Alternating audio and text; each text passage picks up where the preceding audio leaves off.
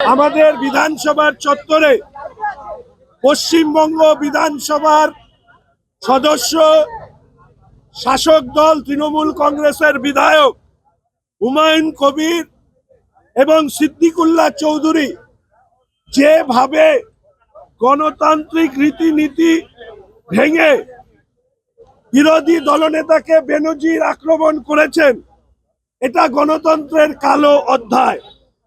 সরাসরি দৈহিক আক্রমণ করবার মতন শব্দবন্ধ, ঠুসে দেব, ঠ্যাং ভেঙে দেব, এই শব্দবন্ধর মধ্যে দিয়ে শাসকের হিংস্র আচরণ প্রকাশ পেয়েছে।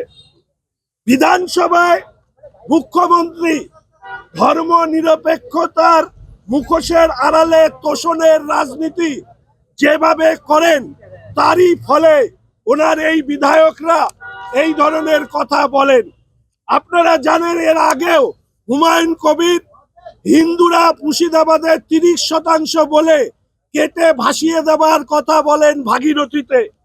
ফিরহাদ হাকিম সাহেব মিনি পাকিস্তান, ধর্মান্তকরণ, দাওয়াতে ইসলাম, half of the Bengal will speak in Urdu, এই ধরনের সংবিধান বিরোধী মন্তব্য করেন। সিদ্দিকুল্লাহ চৌধুরী বলেন জন্মহার এমন ভাবে বাড়াতে হবে যাতে জনসংখ্যায় আমরা ছাপিয়ে যেতে পারি। একটিরও প্রতিবাদ করেননি মাননীয় মুখ্যমন্ত্রী। মাননীয় মুখ্যমন্ত্রীকে যখন আমি এই প্রশ্ন করি, উনি বলেন আমি ঘরের ভেতরে বকে দিয়েছি, এটা দলীয় ব্যাপার, হিন্দুদেরকে আক্রমণ করা হবে। আপনার মুসলিম বিধায়করা এই ধরনের কথা বলবেন আর আপনি ওনাদেরকে ঘরের মধ্যে বকবেন, এটা কি কখনো কাম্য হতে পারে? মাননীয় মুখ্যমন্ত্রীকে অনুরোধ করব, আগে ওনাদেরকে বলুন প্রকাশ্যে পশ্চিমবঙ্গের জনগণের কাছে হুমায়ুন কবির, ফিরহাদ হাকিম, সিদ্দিকুল্লাহ চৌধুরী, হামিদুল রহমানের মতন বিধায়করা যেন প্রকাশ্যে পশ্চিমবঙ্গের মানুষের কাছে ক্ষমা চান। তবে ওনাদের রহিম বক্সির মতন লোকেদের প্রকাশ্যে ক্ষমা চাইতে হবে। তবে ওনারা ক্ষমা চাইবেন কি? প্রথমে তো মমতা ব্যানার্জিকে ক্ষমা চাইতে হবে। রেড রোডের নামাজের অনুষ্ঠানে তিনি গিয়ে, ধর্মীয় অনুষ্ঠানে গিয়ে তিনি মুসলিম সংখ্যালঘু ভাইদেরকে বলেছেন বিজেপির বিরুদ্ধে ভোট দেবার জন্য। আমরা সব সময় কথা বলছি যে পশ্চিমবঙ্গের যে পরিস্থিতি তৈরি হয়েছে তার জন্য দায়ী হচ্ছে একমাত্র মমতা ব্যানার্জি।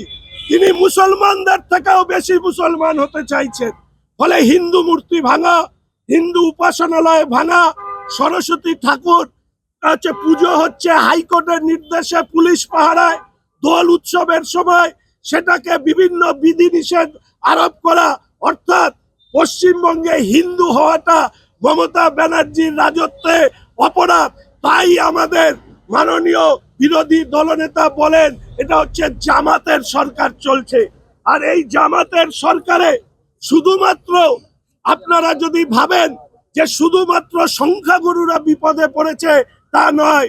পিছিয়ে পড়া সংখ্যা যারা মুসলিম সংখ্যালঘুরা আছেন, তৃণমূল কংগ্রেসের অপরাধ মনস্ক, দুর্নীতিগ্রস্ত যে বাহুবলী মুসলিম নেতাদের স্বর্গ রাজ্য বানিয়ে এই পশ্চিমবঙ্গটাকে নরকে পরিণত করেছে এই মমতা ব্যানার্জি।